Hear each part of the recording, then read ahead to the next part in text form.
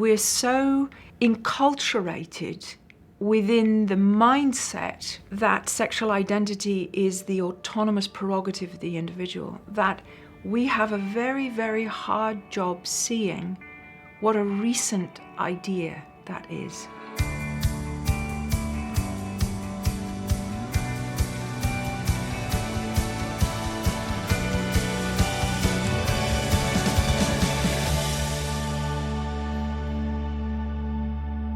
And so by looking at the Victorian period, we're able to make some comparisons between our own culture and a culture which is qualitatively different from our own. That informs our understanding of today, sharpens what's unique about it, and helps us to ask different kinds of questions. One of the questions I'm really interested in, is understanding consumerism, not merely as a series of practices, but a philosophical way of being in the world, and really understanding consumerism and how we understand our own bodies and how we understand sexuality. And there are many, many ways in which we see consumerism creeping into our understanding of what sexual practice is all about.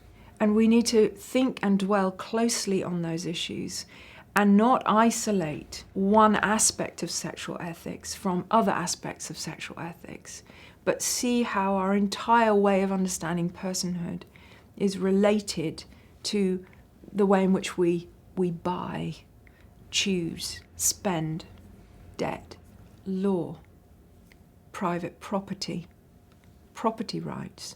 These are all questions which relate to the issue of sexuality, and yet somehow we isolate questions of sexuality when in fact they're related to every aspect of culture really deeply and really profoundly. If we're going to talk about culture well, we must observe it well. And that's really what the history is trying to do, is giving us in part a methodology for reading culture that allows us to look at it as a whole and to ask really, really deep questions.